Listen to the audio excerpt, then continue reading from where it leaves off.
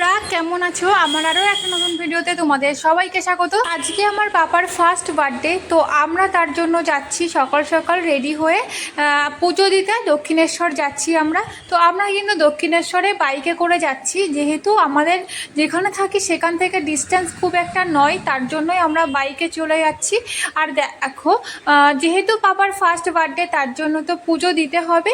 পাপার মঙ্গল কামনার জন্য আমরা চলে এসেছি দক্ষিণেশ্বরে পুজো দিতে।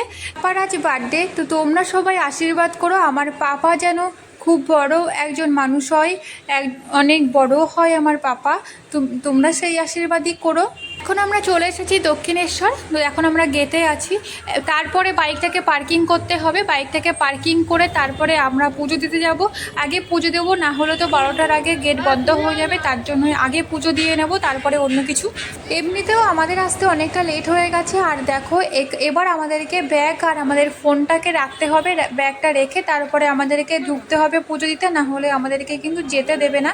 আর তারপরেই দেখা হচ্ছে, পাপা নতুন নতুন হাঁটতে শিখেছে, তো একদমই কোলে থাকতে চাই না, ও নিচে নেমে যায়।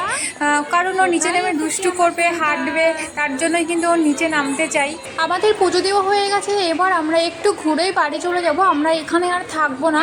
তো এখানে দেখো প্রচণ্ড গরম পড়ছে, দেখো আকাশে কিন্তু অনেকটাই রোদ পড়ছে, আকাশ পুরো পরিষ্কার। আর এখানে একটু ঘুরেই তারপরে চলে যাব।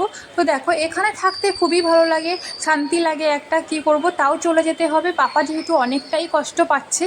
আর এখানে আমার মা সবসময় টানে আবার আসবো এখানে।